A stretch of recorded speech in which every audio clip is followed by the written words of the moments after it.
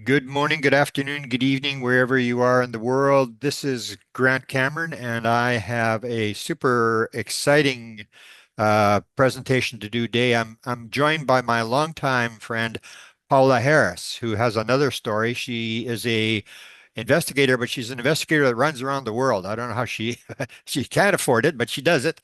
She's all over the world, and she's been doing this probably as long as I have. When did you start this, Paola? What year did you start? I started, when did I start this? Probably the running around in 1992. So 30 years, at least 35 years. Yeah, and you've been everywhere, and you've been on a lot of the top stories. And the big story now is this ball, and you were there. I didn't even know until a week ago this thing even existed. I was involved in the first one, the Bates ball, which I will sort of reference. I was around in '75 when the National Enquirer got the ball because it was put up for the $1 million reward that the National Enquirer had for proof of extraterrestrials. So I knew that story, and I knew Bob Pratt very well, and I knew what they thought about that ball. I'll bring that up. But you were in Mexico. Let's go to Mexico, and then we'll get some of the background, and then I'm going to go to share screen, and I'm going to show some photos, and we'll go through the photos to describe what this situation is and who's all involved in this thing. People will be very surprised how many high-level names are involved in this story. And unfortunately, they didn't put you on stage. And this is a very common thing. It's a men's game, and we've seen this over and over again where you are a major researcher, and it's unfortunate it happens, and we'll have to go with it. But I'm going to give you some attention today. You've always been a hero of mine. I just follow your work, and you've done the good deeds of putting it out. And you do conferences. Let's start maybe with your conference that we'll mention it later on in the show as well. You have a bunch of conferences. I just spoke at one of your ones talking about consciousness. You have a small conference that you hold at Crestone, Colorado, and your next one is in September. Can you basically talk about that before we get to the big story here? Yeah, I used to do these huge conferences in Laughlin, Nevada, and I used to bring, state of the art people, new people mostly international. So now I have these conferences in gorgeous place, Crestone, Colorado, and my next one is August 24th, and it is international because I have Julian Chameroy, who's a contactee from Paris, but he's bringing 15 Japanese people. So we have a conference that deals with international. I'm going to talk about the Bugosphere there. I'll talk about my research with human type aliens. I'll talk about different things. And then we have Cynthia Sue Larson, who will talk about the Mandela effect. She's brilliant, Berkeley graduate, and she is going to talk about that. And then we have Julian Chameroy. Now, these are intimate conferences. There are 40 people and more, and we have plenty of rooms. So go to www.starworksusa.com because that's the company that I'm doing these smaller conferences in Colorado. And you have access to us because we're right there. And it's a conference room, Colorado College. You can come up and ask us questions. We're accessible. It's reasonable. It's just that it's in the deep mountains. It's about 4 hours out of Denver. We have rooms, so sign up for the conference on consciousness, the journey to consciousness. And Grant, me and you have to talk about it. The basic thing is consciousness. Yeah. I'm going to talk about data, and you're going to see me with my glasses reading the data because I don't want to make mistakes. Yeah. But in the bottom line, I mean, even finding this Bugosphere in Colombia in April, and by the way, they found it in April and they gave it to Jaime Maussan because his establishment is astronomical in Mexico City. His studios are part of an entire mall, and he has hundreds of people working for him. But most of all, when we go to talk about this, and I hope you also talk about the sphere that you're going to talk about, is that this was studied by Mexico Independent University. In other words, it was studied scientifically. And what I can tell everybody is who was there, and I'll tell you who was there. And then I will tell you what they found out so far. And then, Grant, from what I say, you can ask me some questions. Who was there? But I didn't go there for this. I went there because I was shooting my show. I have a show in Mexico City, and I was talking about the telepathy tapes. That was one of my one of my shows. I was talking about telepathy tapes, and I was talking about this, and then I find out Friday is a press conference, and Jaime shows me the sphere, so people have seen me with the sphere alone. I was in the room alone with the sphere on Thursday. And then Dr. Stephen Greer with two NASA scientists came in on Friday. And Danny Sheehan, Paradigm Institute, was very interested, and he was there. But well, who was there was Burlison. Eric Burlison is a Republican congressman from Tennessee. So a government representative was there.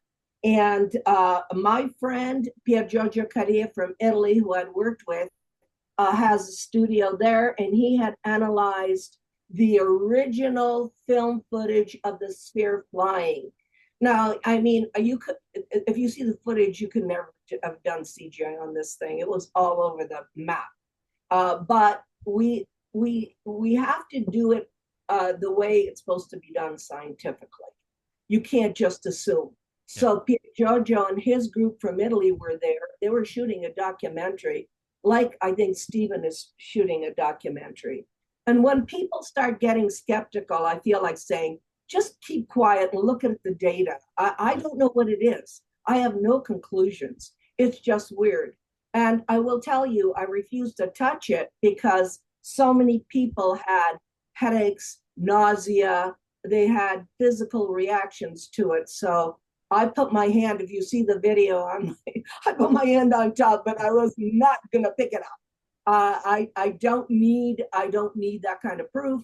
What I need, and by the way, this is what and I'm sick of people really bashing Jaime Maussan, because both of us have to cover the story, even if it turns out to be a hoax. We can't just look at that and say, oh, we don't feel like doing it. Oh, yeah, it might ruin our career. We don't do that as journalists. We have to cover it in order to take the responsibility for covering it, covering the story the way it is. And Jaime, who has the ability, can go one step further and pay for analysis. I gave him the Trinity piece. I gave him a bone, a giant bone. He can pay for the analysis. He can go, and he has all these scientists that work with him. And people need to know this was the independent university of Mexico City. This place has no ties to any politics at all. And the two scientists, and they were on the stage, I was able to speak to them. Rodolfo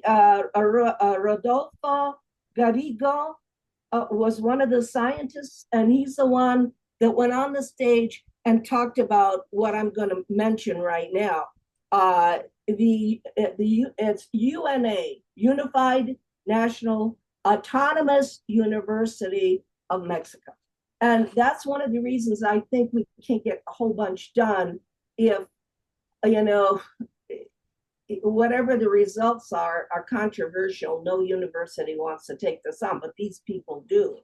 So the other material scientists, because these are materials, this is aluminum, but an aluminum is so hard that they said it isn't.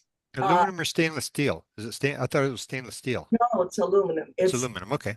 And one of the analysis is the hardness of the aluminum they did, and that they don't know any aluminum that's this hard. Yeah. So the other one is material scientist Alejandro Martin.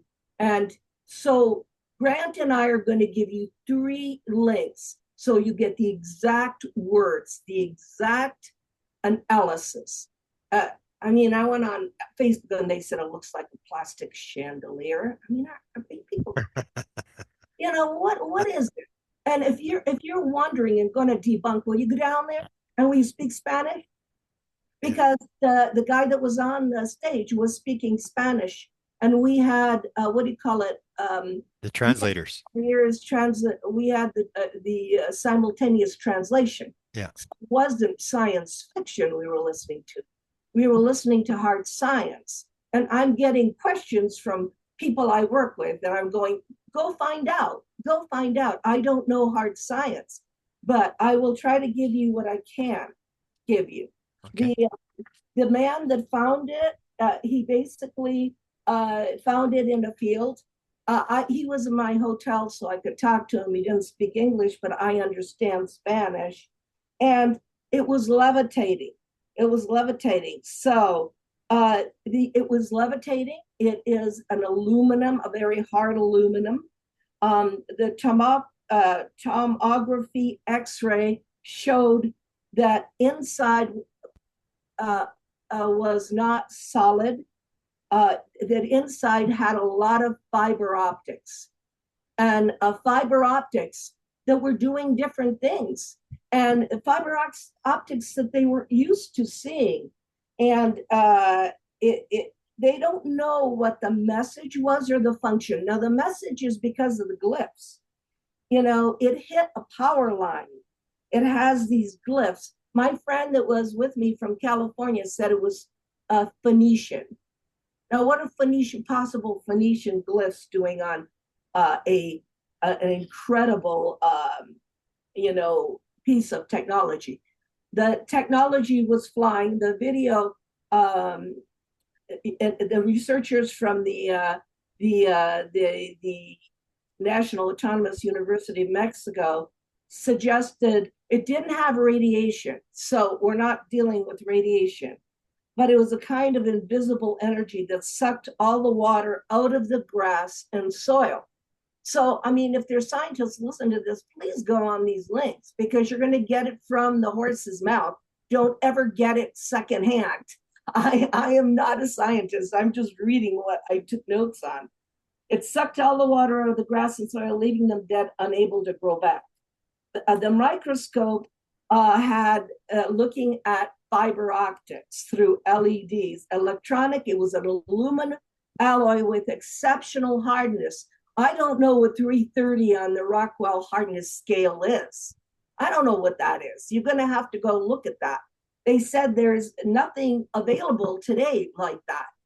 So if there's nothing available today like that, this is advanced technology. And I personally don't think it's necessarily ET. Could be a back engineered thing that they lost track of. So think about that.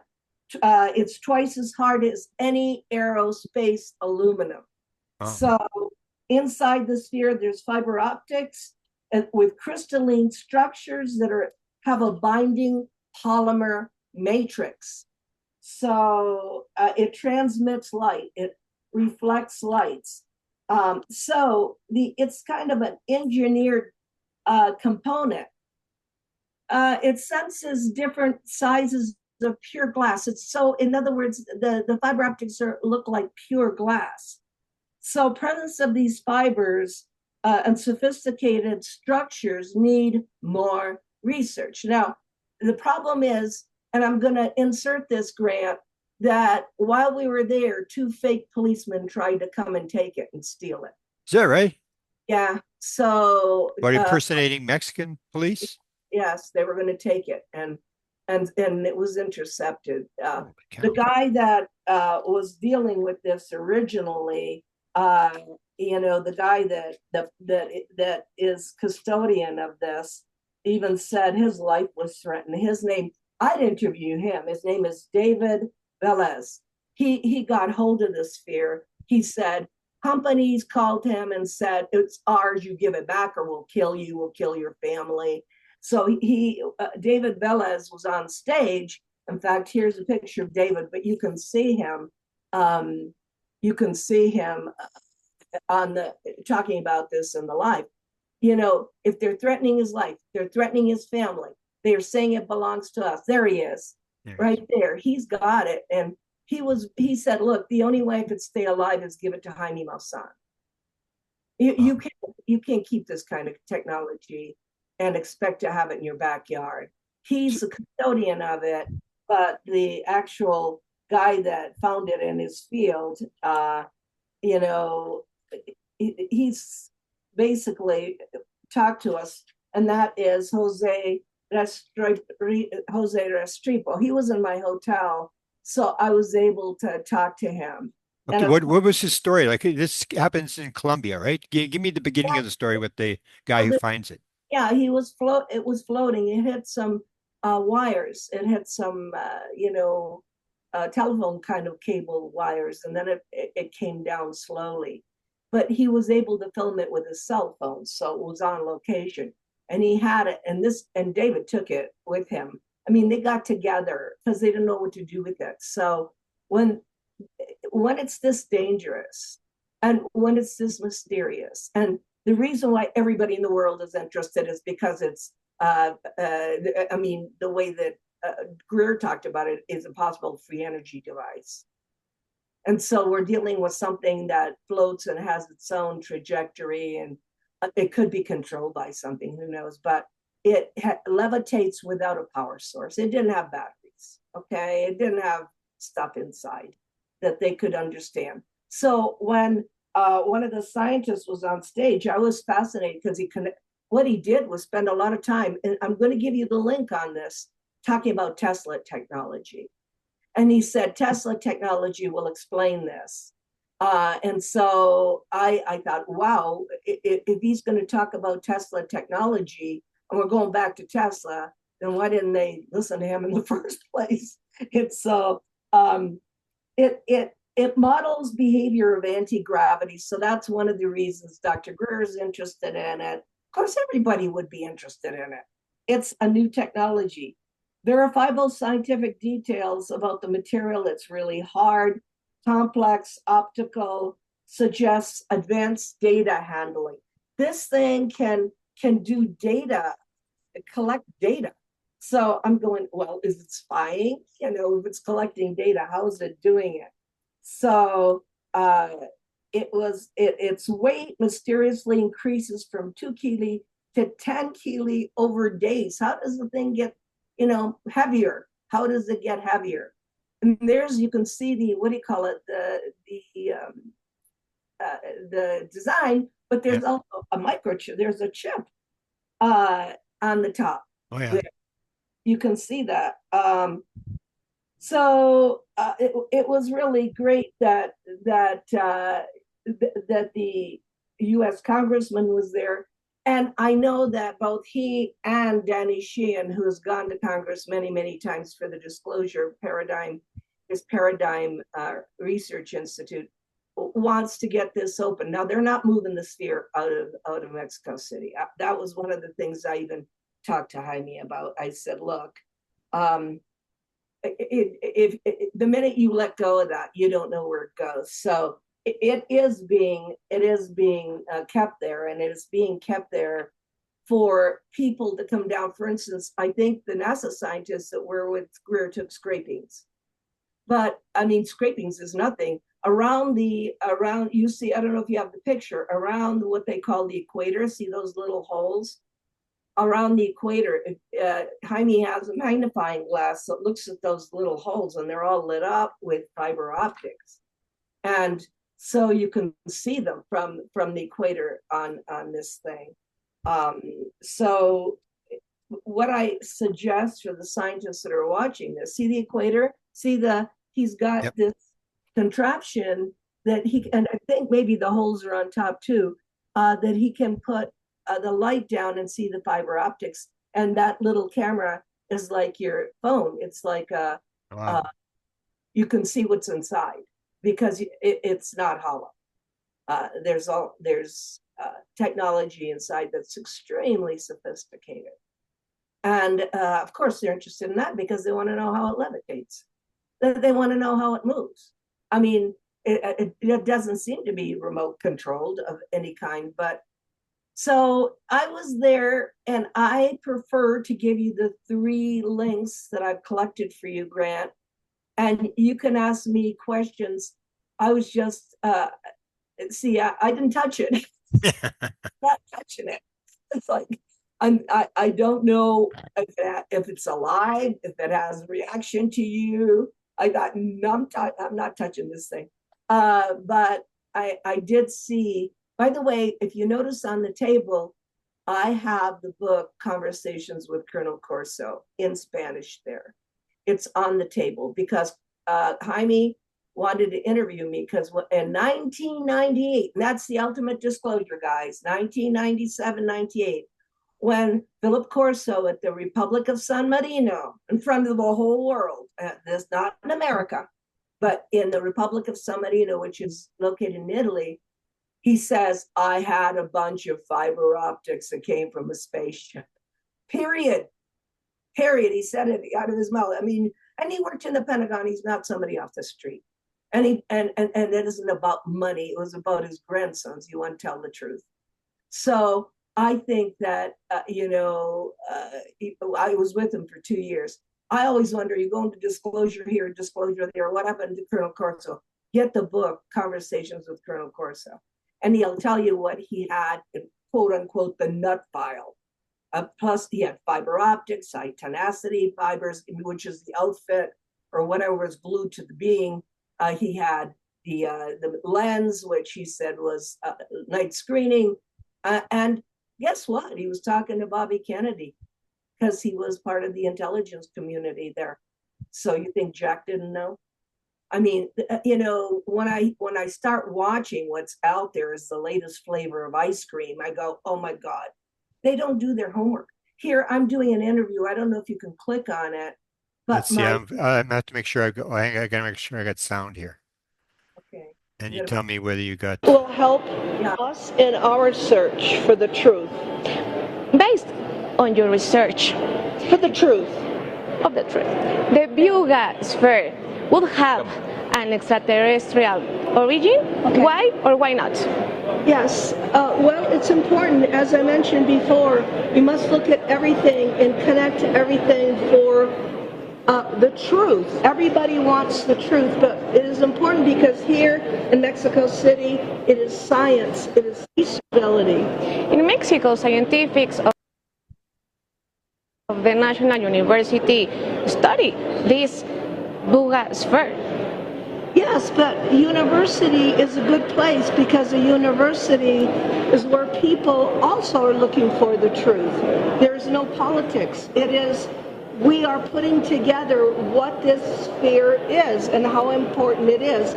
For my part, it's the fiber optics inside. Because I was with Colonel Philip Corso and we talked about fiber optics. Josh, in this case, are there any similarities between the Buga sphere and other anomalous objects found around the world, such as the one sphere that was found in Florida? And you're talking about the Betts sphere in Florida? Yeah. And it may be. They do seem to be visually similar. They seem to be about the same size. They're both silver, and they both exhibit some strange phenomena. So there may be some connection between those two. Okay. And the mummies? What about the mummies? Because you study this. That's right. We've been studying the mummies, and it's an ongoing investigation. It's something that we're learning new things all the time. And we're hoping to look at some more today, as a matter of fact. Yeah, without doubt, it's pure gold talking with you, Paola. And Josh, thank you very much for this interview. Please enjoy Mexico, enjoy this event because it's for us, for all the people, for the science, for the ufology, and welcome to Mexico. Gracias. Gracias. Regresamos contigo, René. Muchísimas gracias, mi querida Lisette. Y mire, Paola Harris también presente entre los grandes invitados. Claro, pues ella es parte de la familia de Maussan Televisión, así como estamos presentes pues toda la familia de conductores, productores, todo el staff, también desde luego de este gran canal de televisión, porque somos parte.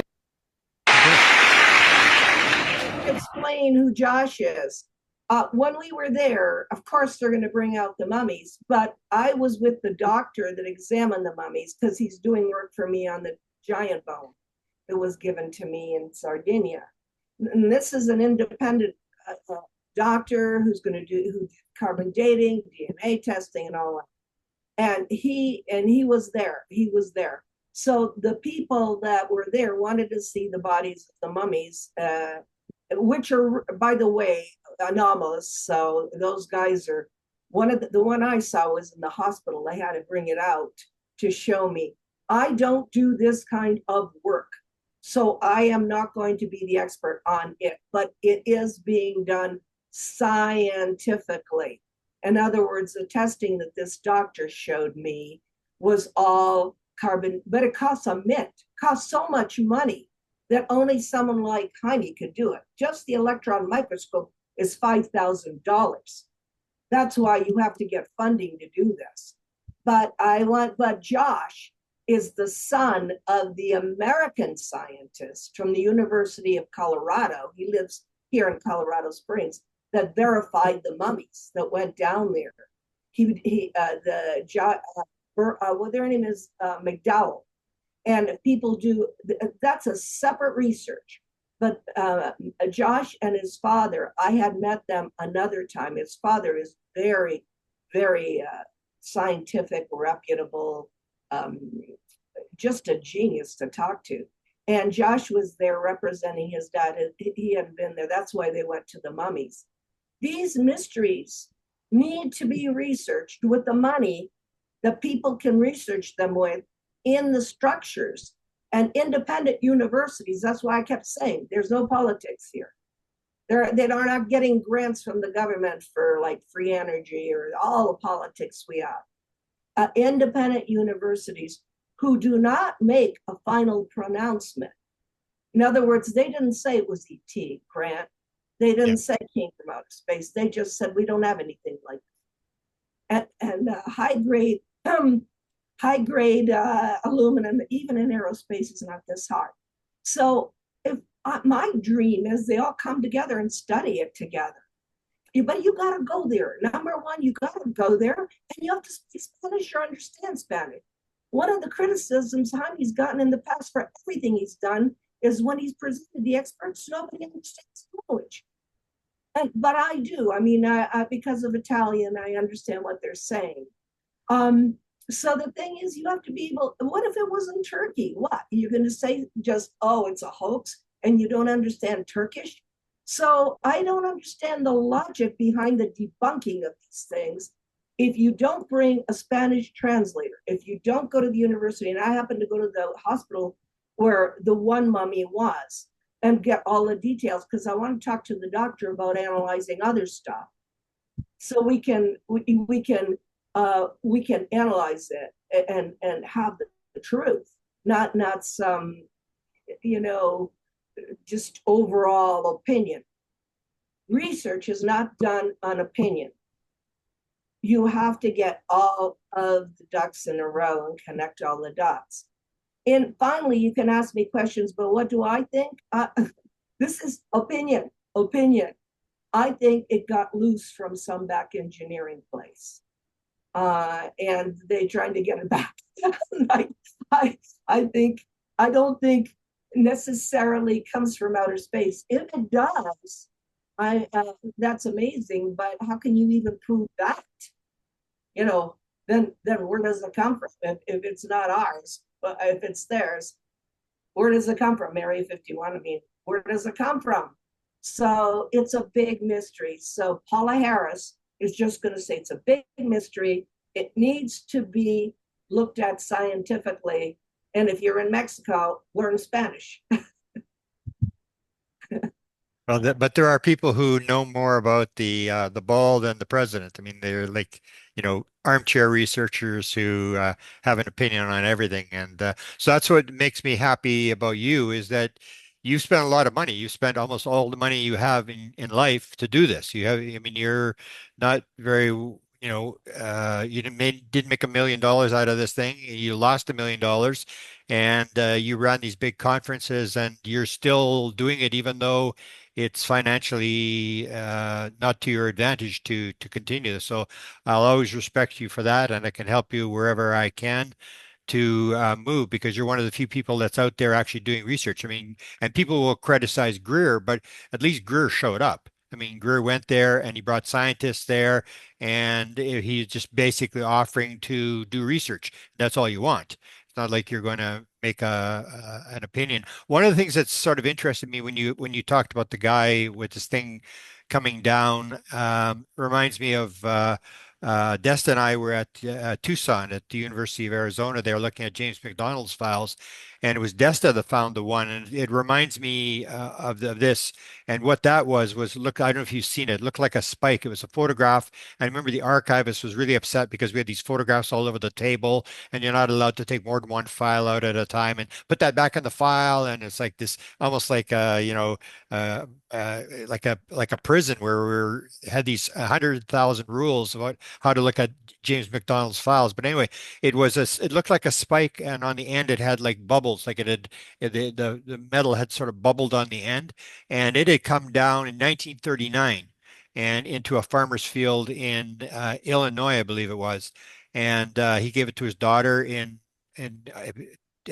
Tucson. She took it to NASA in 1967, and James McDonald looked at it, and he didn't even know. Now we talk about reports and manifestations where they'll make stuff appear, and he didn't even know that. He just had it in the file as this weird thing, and it was the same description. It was like it was metal, it was nickel, it was 98% hard nickel, and they took it to the Nickel Company of America or whatever, and they said, "We can't tell you anything. We just tell you there's nothing that we have in 1939." That would come out of the sky that was that this purity of nickel. So it's almost like the same thing where it's very hard. It has these weird components to it where you really can't figure it out. And then you get into this whole thing about the gifting field, whether this was actually gifted to us. And you're never going to figure it out. The beings, the intelligence doesn't want you to figure it out. It just wants you to go have people having fights and everybody's talking about it. And it's almost like the Bates ball, because I'll talk to you a little bit about the Bates ball. This was 1974. This is the year before I actually got involved, and this is a ball. They mentioned it in the film there, where they call it the Bates ball, and it came down in Florida, is recovered in 1974. And what happened was the National Enquirer had $1 million reward for proof of extraterrestrial intelligence, and this ball was turned in for the award. And I knew Bob Pratt because in 75, 76 he was up in Manitoba. And so when we were doing UFO research, we had probably the first people to report. Now everybody's talking about orbs. We had these things on the ground. We call them ground lights. The word orb didn't even exist. And we were studying these things and flashing lights at them, and they would flash back and stuff like that. And I was absolutely sure that what we were dealing with was a Bates ball because it would go in front of the car. It would stay the same distance away. It would look like I actually saw it about 50 feet away, and it looked a little bit bigger than a basketball. Bright orange, intense light coming from the inside, but it didn't light up the ground or anything like that. And so when I saw it up really close the first night, and that was the only time I ever really got close to it, it was sort of like playing with us. It'd be on the bridge, and then it was under the bridge, and then it was, and we couldn't find this thing. It would turn its light off. And I actually went there one day to the area on this road where we were doing this research for this thing because it was there all the time. And I was actually looking. There was a bunch of there's no farms or anything. It was just abandoned farmhouse there. And I was in this abandoned farmhouse looking under the floors, and I said, "It's got to be hiding here somewhere." And I thought it was the Bates ball, but it was the same controversy in '75. I don't think we're going to go anywhere else with it, but it's the same thing. It piques people's curiosity. It makes people discuss the thing, and that may be what it is. They don't want you to figure it out. They just put this weird ball down that has all these weird things to it, and it's to get us to think. Like the phenomena is using awe and curiosity. It's making you go, "What is going on? I'm so curious. I want to know the answer." But I found out it was kind of weird that J. Allen Hynek had actually stated he was on the Blue Book. The Blue Ribbon panel for National Enquirer, and he actually said it was a hoax. But the thing was, it was so hard. MUFON director Walt Anders was given the following statistics. The ball was 7.96 inches in diameter, weighed 21 pounds, has an outer shell about a half-inch thick, which would apparently withstand a pressure of 120,000 pounds per square inch. There was 3 or 4 smaller spheres inside the ball, which rattled, and it would make the ball would move around when shaken. There was no detachable seams to indicate a weld or a plug. I remember that they couldn't figure out how it had been put together because there's no seams, there's no welds. The ball was magnetized, had a north and south magnetic pole, which were about 150 degrees apart. The Bates the Bates said the ball can roll around on a table, apparently under its own power, in a non-concentric circle for as long as 10 minutes without rolling off the table. So it had all these bizarre characteristics. It was putting off a frequency of 15,000 hertz. And it had just all these bizarre things. I remember talking to Bob Pratt.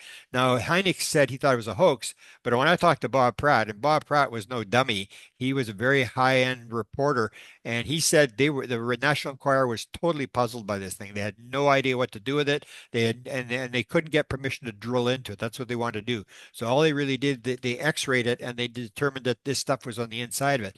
So I spent a bit of time. I'll probably spend a little more time to find out what happened to the Bates ball. And someone, I asked AI, and they said, "Oh, there was a story they threw it out." I'm going, they didn't throw it out. Come on, it was like, but the Bates ball has sort of disappeared. And the last I heard, the National Enquirer still had this Bates ball, and it was found in Florida. What they were doing, they were doing something, looking at their property or something, at grass or something, burnt grass or something, and they found this ball which was turned in. And there's been one in Australia, and I can't remember what the other one was, but Russia. And they've all been determined. The hoax. The people come out and said it's all hoaxes. It's Navy balls that they drop into the sea and all this kind of stuff. But I think this is going to be the same thing. It's going to be this very curious type thing, almost like the autopsy thing, the beings. First they were discounted, and then now people are saying, no, this is a real thing. They're not put together, not glued, didn't glue the fingers on and stuff like that. And it just gets more mysterious and more mysterious and more mysterious. And I think that's part of what the phenomenon is trying to do. It's doing these things almost like if you watch I'm doing a big article on the Skywatcher, and they say, oh, we were pulling these things down with sonics and with electrical signals, and somebody said three gigahertz was the signal. But anyway, they're bringing these things. They said, we're bringing them down. I said, you're not bringing them down. They're 5 kilometers away. The phenomenon is not stupid. They know that you're going to try to shoot this thing down, or you're going to try to grab it. So yeah, they can bring these things down, but they're always no closer than 5 kilometers. So they're trying to film these objects from 5 kilometers away. And that's this thing that I call the theory of wow, or like the Jesus circus, where Jesus walks on water, he feeds 5,000 people, he raises Lazarus from the dead, and all these miracle things, and then you give the message. And that's what they're doing. They're doing these weird things where everybody's going, what is going on? And everybody's very interested. And then the message will come from the experiencers, who everybody always ignores, the people who are actually interacting with the intelligence, that have had face-to-face conversations with these people. That's where we still have to make a move, where it's almost like women aren't allowed on the stage, and neither are experiencers. You'll never have anybody on stage that is an experiencer. It's always these sort of scientists who have opinions, and opinions don't mean anything. Who cares what you think? You look at the data. But I'm sure that a lot of this has to do with this gifting thing, like the apports. One of the photos I had was of you. You were involved in one of the apport stories that we had, where remember, we had the thing with the feathers. We had about 12 or 15 different people with the feathers, and one of the things was on the morning that we were leaving, Desta and I were leaving, you had a big feather shirt on. Yeah, and we said, like, holy cows, because we had all these feather things. Feathers were appearing and dropping down in front of people and stuff like that. Yeah. And yeah, there you go. I have feathers on my shirt. There you go. And then that was the thing that we couldn't believe it, because another feather. And then we had another experience when it happened in Tucson a couple of days later when we went to Tucson. But it's that kind of thing that they use this weird sort of messaging thing where they're giving us these things. But I appreciate the fact that you're on top of this, because this is going to be a big story. I mean, people are going to be controversial. They're going to be giving all opinions. Like the one I looked at just a little bit, and they were talking about the scratches on it. And they said, well, how could we have scratches? But it hit the line, hit you said they hit the hydro lines or whatever, and then Greer was taking samples or whatever. So there's going to be a lot of controversy, but the controversy really doesn't matter. The story is going to stay alive, because this is very anomalous by what you've described. That it's very hard to explain that this would be military or anything like that. I think it was almost like it was given to us to start another controversy of getting us talking about it, because that's what they want you to do. They want you to talk about it, and that's how consciousness rises. It's like Max Planck said, science, and Max Planck was the father of quantum physics, and he had the same problem. People criticizing him and calling him crazy and stuff like that. And that's when he said, science does not advance by you convincing your opponent that you're right. Science advances when your opponent dies, one funeral at a time, science advances, and the new generation is not offended with the idea. So we'll have all these controversies, and gradually you can see the consciousness rising. That now everybody admits there's UFOs. Everybody knows there's probably bodies and crafts. Everybody, and we're starting to know all this kind of stuff. Even like near-death experiences, you may not believe in them, but now the consciousness is rising on all these different phenomena that people are realizing it may not be the physical world you think it is. It's much more magnificent a world than what you think it is. And that was the whole idea about the apports, dropping the feathers on this guy that came from England. He never left England. He had to come and he had the feathers. They were all these, they told him to come to see me, and I didn't want to see him. You remember you were trying to get me to meet this guy, and I said, oh no, I'm not interested in photographs.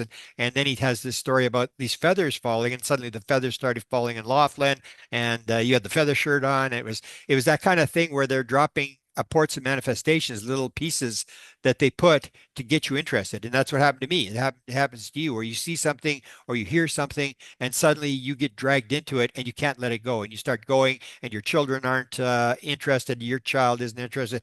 My child, it was only maybe a week ago, he had one of his friends. I now live on the West Coast. One of his friends came from Winnipeg, where we used to live, to visit, and he knew I was into UFOs. He said, well, yeah, I hear the UFOs, they're discussing it. My son goes, oh, here we go again. It's like, and then the guy, I started talking, and then the guy said, hang on. He said, you lost me 3 sentences ago. And that's what we got to realize, is that people don't read today.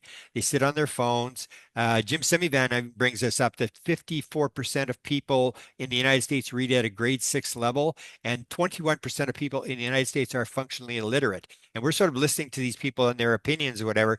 And we got to realize that this phenomena is much more powerful than what we think it is. Almost like, I think you would agree with me, that whatever this is, it teaches you that the world is not what you think it is. It is much more complex. It's much more grand. And these beings are trying to teach us something. They're trying to indirectly move us along. And I think, to me, that's what fascinates me about this ball, because I knew about the Bates ball for years, and I always used to think, I wonder what happened to that Bates ball, and it was this weird thing. It would move around, it would on its own, and they filmed all this sort of stuff. And then people would say, well, the table was crooked and all this crazy stuff. But fascinating. What was Danny Sheehan? Did he get an invite to go there? And did he make any opinion on this? No, this is the biggest story that there is. But let me add one more thing. Even if this is an industrial thing, what are those glyphs doing there? And they're, what kind of message are we getting? Why don't you just make it all silver or whatever, aluminum? That's really, really hard. Even a couple of days ago was the first crop circle in Great Britain, and that's the whole thing. It's the same thing. Nobody can figure out the crop circles, but everybody goes, man, is that amazing? And whether it was hoaxed or not, it's absolutely amazing. Same as here. They're putting these symbols on, and people are going to try to figure out what the symbol is. And it's to get you to think. You're never going to, like the crop circles. You're not really going to figure it out. Nobody's ever been arrested for a crop circle.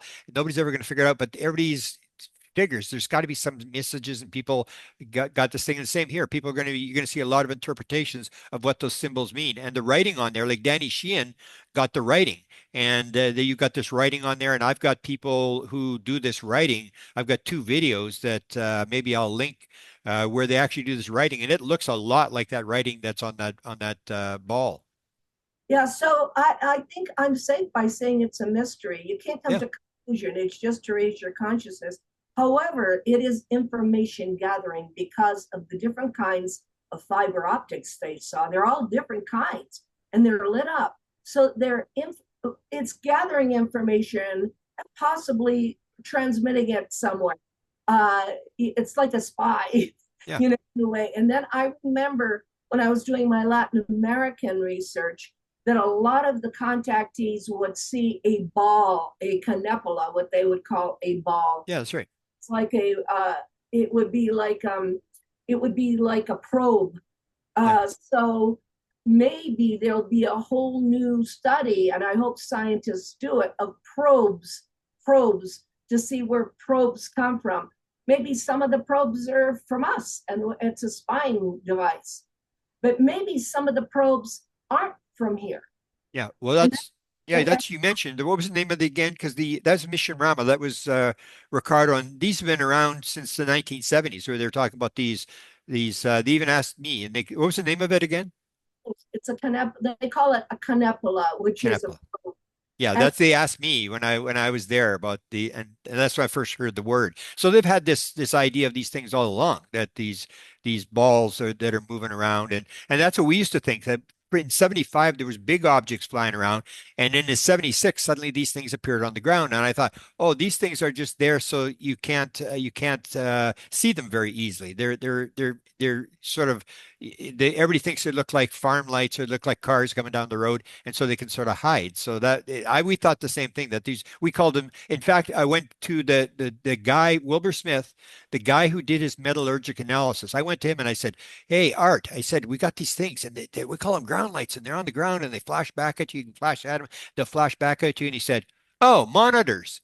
And I said, "Monitors?" And I said, "Oh, yeah, yeah." And I didn't want to sound stupid. He said, "Oh, we had those back in the 1950s. Wilbur Smith, they used to sit on the windowsill when we had UFO meetings." And they actually got one in Wilbur Smith describes it. It was in the front ditch and the light was on, and they came out and they said, "Look at it." And the light went off. So he said, "We've had this since the 1950s."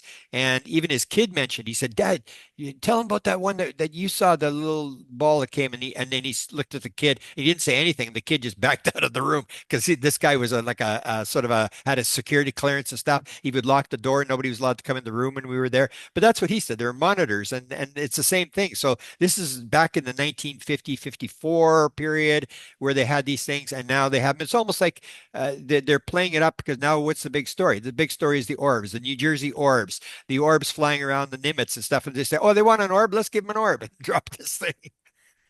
I know that's why I said, these guys came there, but at least they came, and Yeah. at least spoke to the. So anything you get out of Danny Sheehan or Stephen Greer or Congressman Burlison is because they're there, and they talk to the scientists and they saw the thing.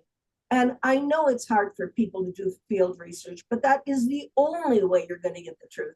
Second and third hand opinion is based on nothing. Yeah. It's based on, we don't, in other words, this is so anomalous. We don't have anything to compare it to.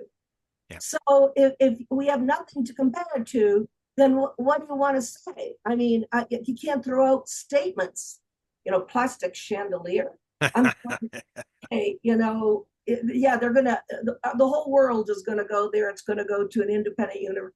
You have to think logically, and I like to believe that I use a lot of logic in what I do. My job is just to present the data. All my books are interviews.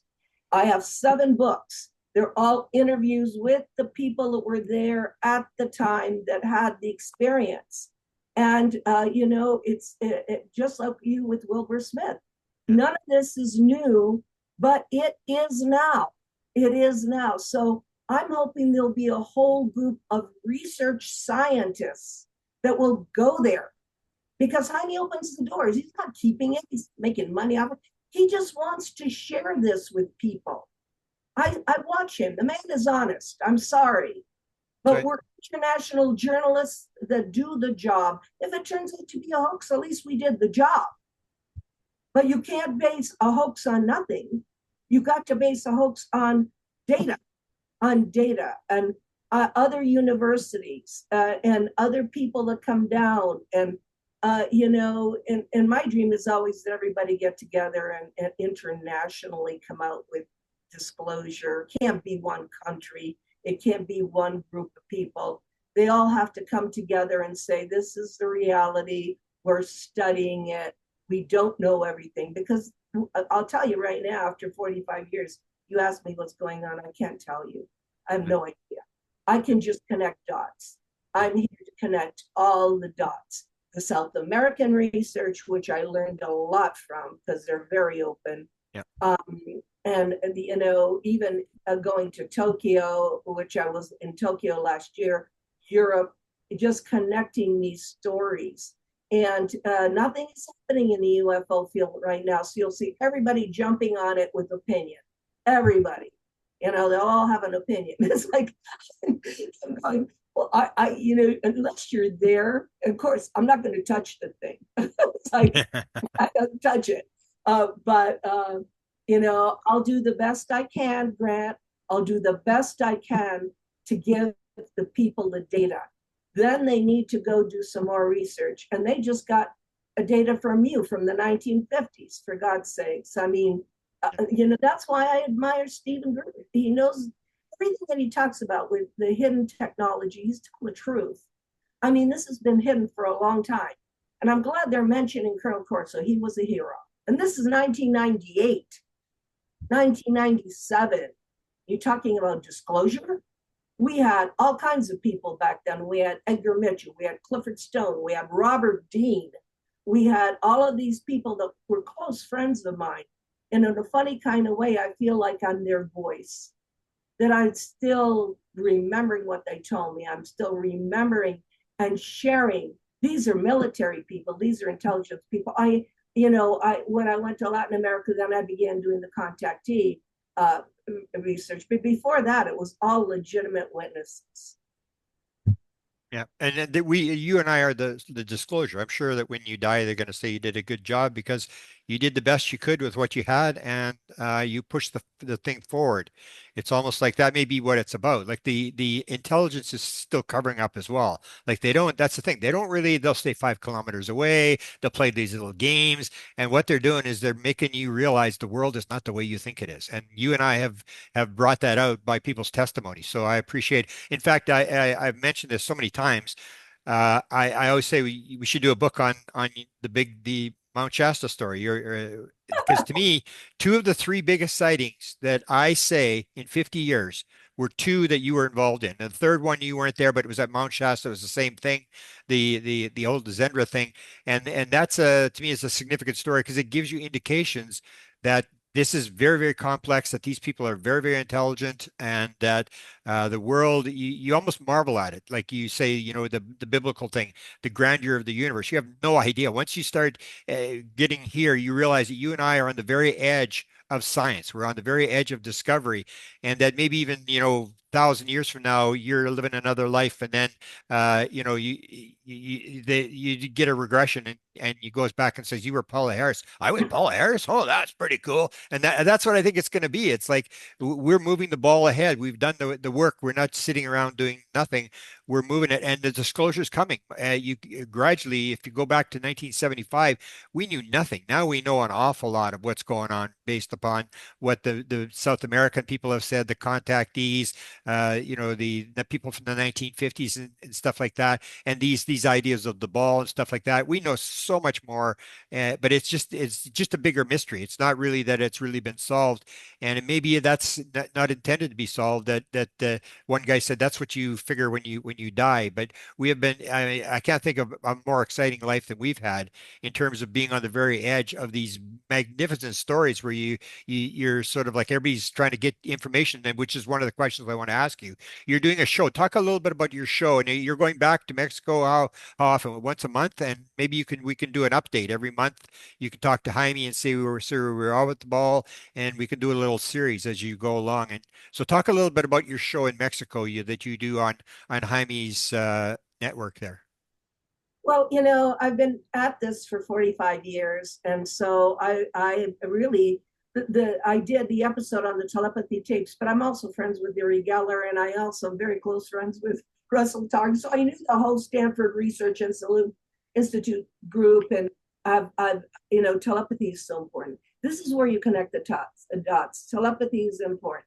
And then I talked about, different pilots' testimony. And I can give you some footage of a Southwest pilot that's a friend of mine in the cockpit when he sees the UFO in broad daylight, if you want to show that, because I'm showing it. All the stuff that I'm showing is real stuff. And it's so amazing that I have to go outside the country to do anything because what I have, like the friendship case in Italy and everything, is considered old stuff. But my favorite to cover, and I'm just going to say this because this is going to be my next couple of episodes, is the giant rock contactees. Because I brought one of them back, the surviving one, Robert Short, in 2014.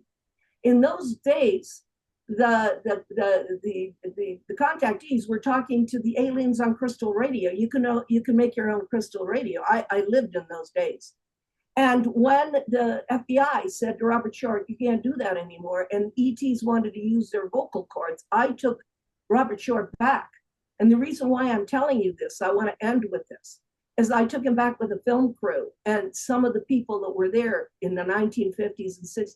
33,000 people used to go to that conference in Southern California. And the channeling that he did, but it wasn't channeling because he just left his consciousness. It was a strange voice, sounded like it was on radio, and it talked about Vladimir Putin in 2014. And I was in shock. I was going, no, he's not even in the news. Like, who cares? Like, why am I hearing this? 14. And I have the actual words.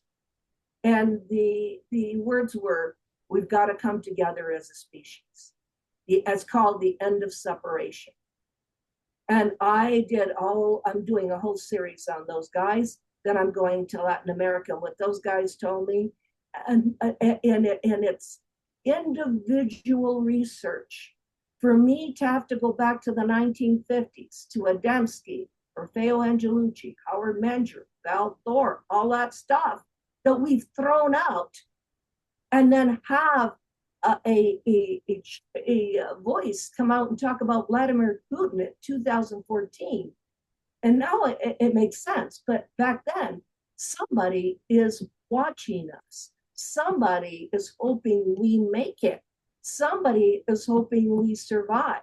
And don't ask me who it is, but it's important that you look at all of it, not just science. Yeah. You have to look at all the whole puzzle. Yeah. And the problem, I think, in the United States, and I don't speak very much, I'm not invited, but I mean, the thing is this, is that if we all came together at a table and everybody put the piece that they studied and we put all the pieces together, we get an overall picture. But when you have this kind of compartmentalization, you're never going to get to the truth. Yeah.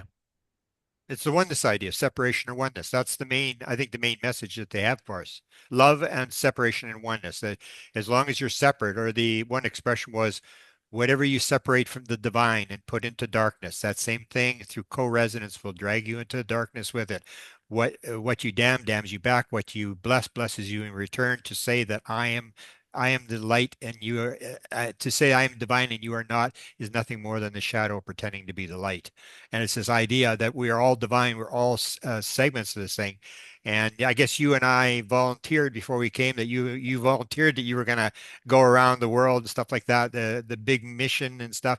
But again, it's like you and I could have been born, poor in a refugee camp in Africa, and we got to do this. I mean, what more could you ask for? That's why I was thinking the other day, like if you're 500 years from now and you get reincarnated, and somebody gives you a regression and you find out you were Paola Harris, and it's like, holy cow, like what you enjoy this life, because I can't see you can possibly have a more exciting life than what you've had, even though it's been tough and you've been up against the female bias inside ufology, and that nobody wants to travel, nobody wants to read, and that people don't read your books. You've got all these books that have been written about your research, but people now, as I know, the same thing. They really don't read. But we're going to do the things that we do now that people will watch. Like a lot of people will watch this thing, and they'll learn, and we'll raise it a little bit, maybe even a couple of inches. We'll raise the consciousness, but we'll do the best we can, and that's all we can do, and not listen to the people who that have opinions, or people who don't have the evidence, because until you've actually experienced it, you can't you've only got an opinion. You got to listen to the people who have actually experienced the phenomena and experienced talking to the beings and the messages. This one that you talk about that Short had, which is exactly the message: oneness versus separation. You got to stop separation, that we're just getting more divided politically, and with religions and countries and stuff like that. The more you divide, the more you go to war. And if we all, like the Reagan thing, how I often wonder how the world would come together if we were facing a threat from a nation. We'd all come together and realize that we're all one, that we're all children of God. That's what Reagan said, and that's exactly the message that I think is being put out by these beings. And I'm just honored to have known you and been part of your conferences and stuff like that.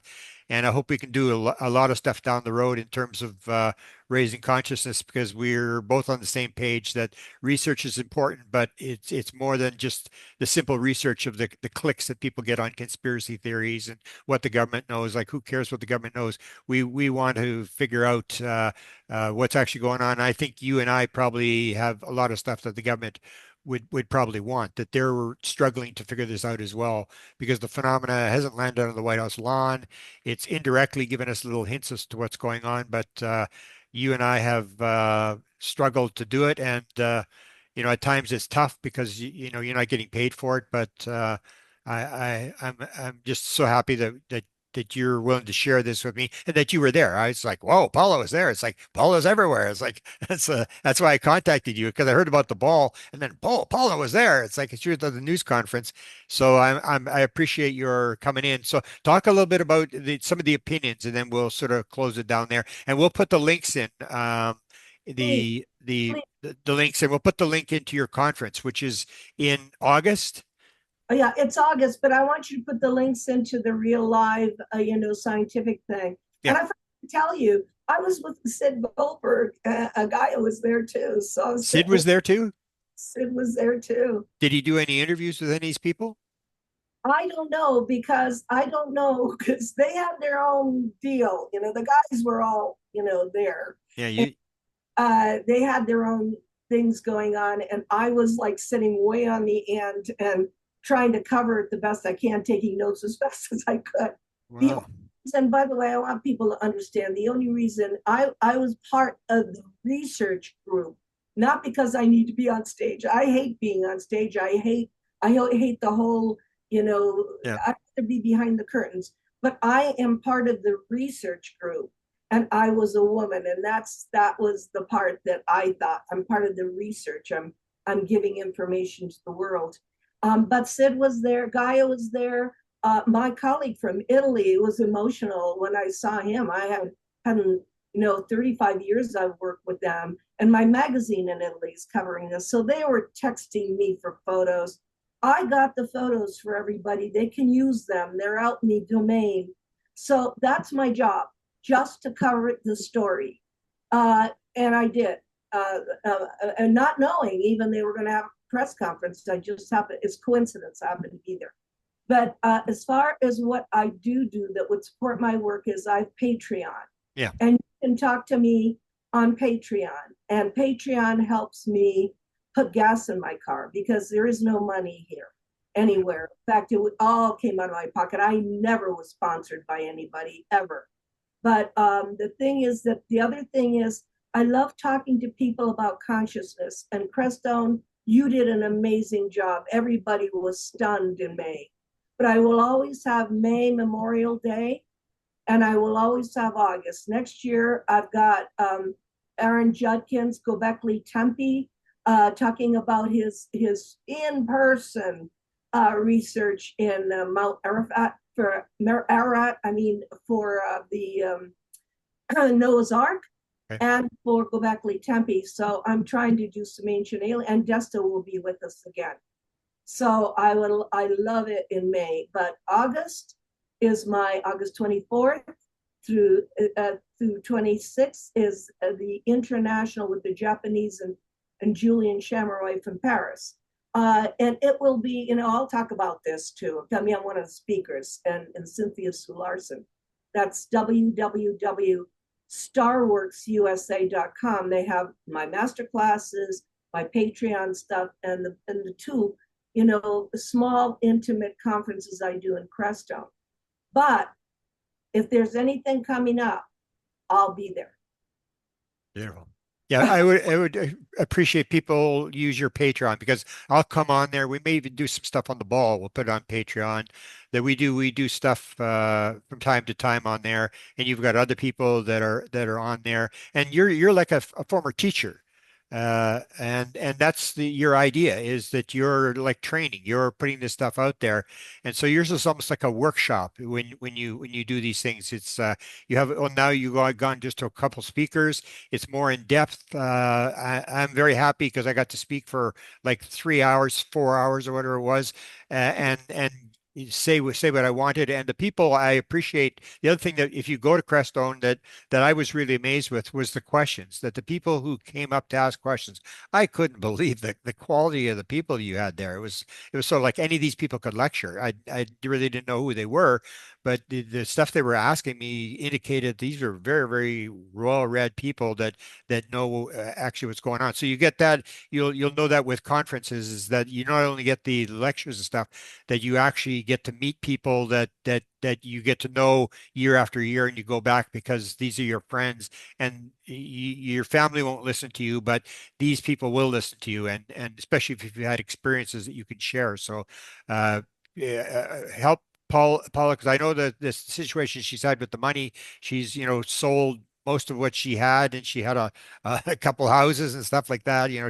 She's sacrificed her life to do this, and so any help that you can do on the Patreon front or going to the conferences is appreciated. And anytime I can help you, Paula, to do anything you want in terms of new subjects and stuff I'm working on, we can do it on Patreon, or we can do, maybe people have questions for this. We can do one Patreon where we just take the questions that people have from this broadcast, and just do what we're doing. I'm doing the same thing you. I just believe that you got to raise the consciousness, and you talk about it. And I don't keep any secrets. People get very upset when I don't keep secrets, but it's basically like what if the Bible says, what profiteth a man if he gains the whole world and loses his own soul? What good does it do if you and I figure it out and we don't tell people? So I'm with you in terms of education, in terms of educating people.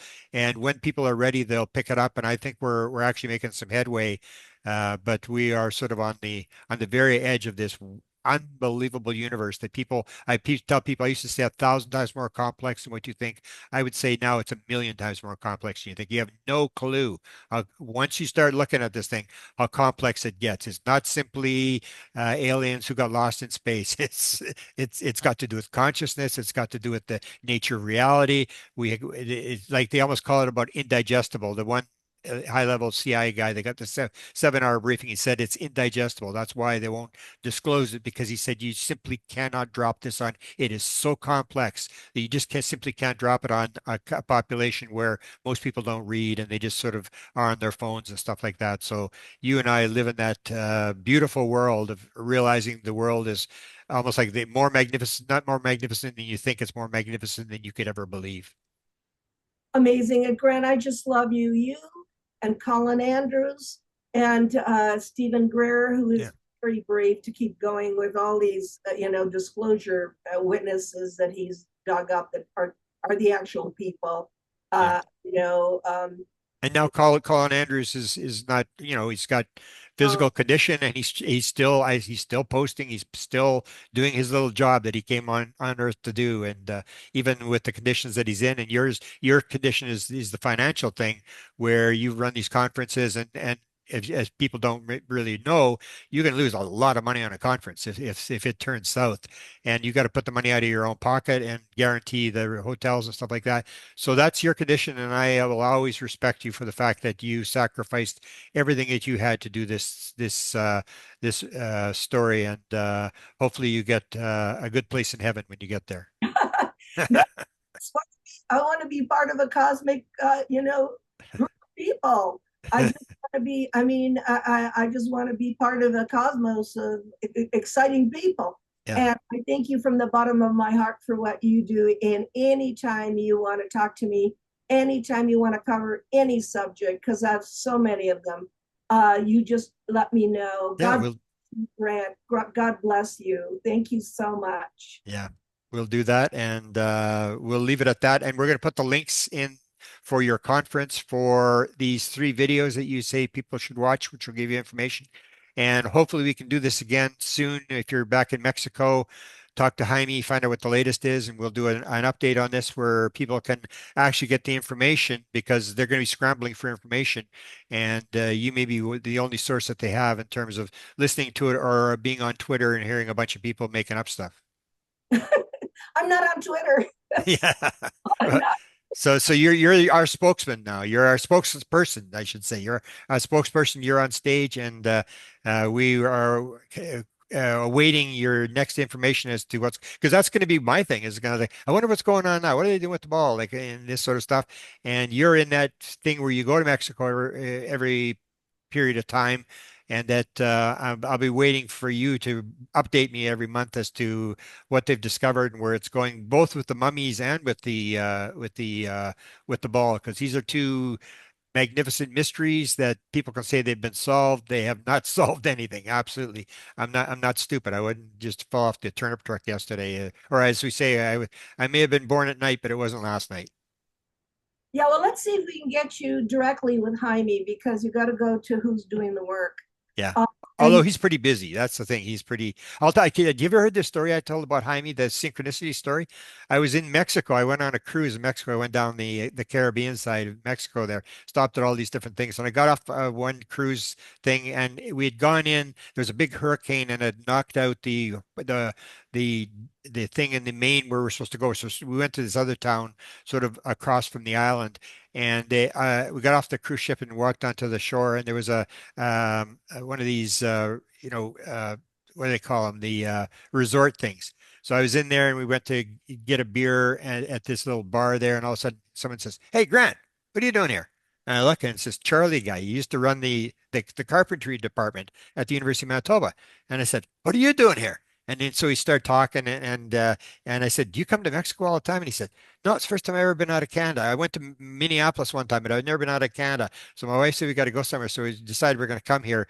And so I said, "That's pretty cool that I'd meet you here." And so we went back and then the next year he comes up to me, he says, "Hey, I saw you in Mexico again." I said, "I wasn't in Mexico." He said, "Yeah, I saw you."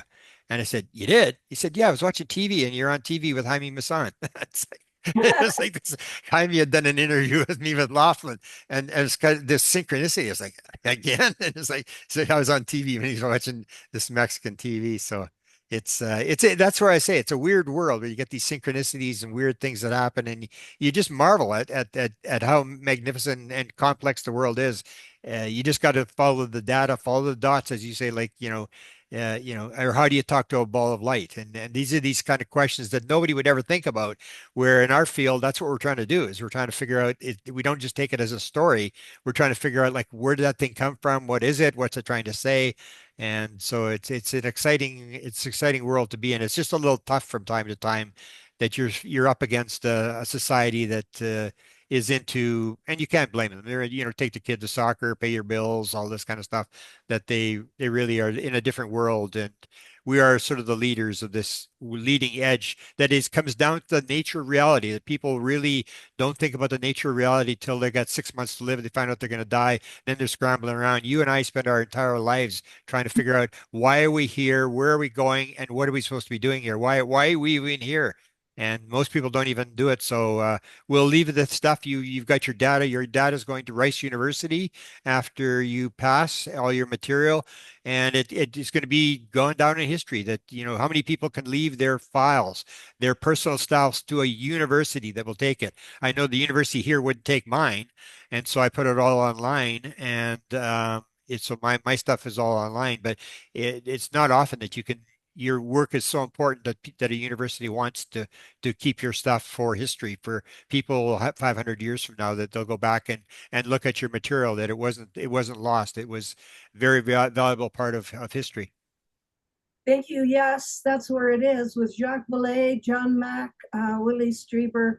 But can I also add that, if you want to keep doing this story, Grant, I do have video from China of a sphere that came down. So I that you took this on, and I'm going to give you because I want to go back to what I was doing, but I do have video from China. And the great thing about Jaime Maussan, when I used to have Laughlin, is that he would come with 5 or 6 videos of the same thing, Yeah. different parts of the world. And how in the world are you going to figure it out unless everybody sends you video? And I found the truth by looking at this. People would give him a standing ovation. They wouldn't miss his presentation because it was coming in from all over the world. Yeah. Ufology is not American. And the thing is that, the thing that I saw when I was there was that this sphere in China. and I will give you that video footage. I don't know, I'll give you all of the ones that I got, but I don't know how you want to put it out there, but I do not have the technical expertise Okay. to Well, continue. if I have it ahead of time, I could put it on a Facebook on a PowerPoint presentation, and then you can just go through it. Especially, I didn't know there was one in China. I mean, that would be a new story where you can add a major piece to this thing, and we'll do that as a part of Patreon. We'll do it on Patreon. The people to help your situation in terms of paying your rent, and we'll go do this thing, and hopefully we can do some updates on the ball, because I'm sure that everybody's going to be asking what's the latest on the ball, what are people doing and stuff. So you have the opportunity to go there with your show. So let's do that. Let's do the China thing next, and I don't know. I don't know about China. I'm just going to give you the video. But listen, Grant, yeah, I'm going to call Mexico now to see if I can get you directly with Jaime, because I'm still second person. I mean, what do you call it? Second generation. I do not believe. I believe in going to the source. I do not believe second, third generation. yeah, So I'm going to see if I can get you to have direct contact with yeah, Jaime. You could do a quick, yeah. interview. Yeah, a few minutes. He doesn't, because he's pretty busy, and yeah, and we can put that on your Patreon, or we can put it public or whatever, and we can do a little thing, because you're sort of on the leading edge. I mean, Gaia's going to do his Sid Goldberg's going to do it for Gaia, and Stephen Greer is going to do his documentary, but you have the story, and you can do it for the general public, where people. I've got fairly big audience, so you can put it to them, and I'm sure everybody's going to be interested in following the latest details of what's going on, even if it's only 5 minutes or 10 minutes or whatever. If there's some new development, we'll just get on for 5 or 10 minutes, talk about it, and put it out there. Yeah, when he contacts you, though, say yes so that you can, Yeah, have the direct connection with him. I don't need to be there necessarily, but I really believe that you can go and put Jaime and what they've discovered and where this is going. Because I left on Saturday morning and they were still there, so I have no idea what all they decided to do. Okay, yep. all right. Thank you Thank so. you. All We'll talk right. to you again soon. Thank you for doing this. All right. Thank you.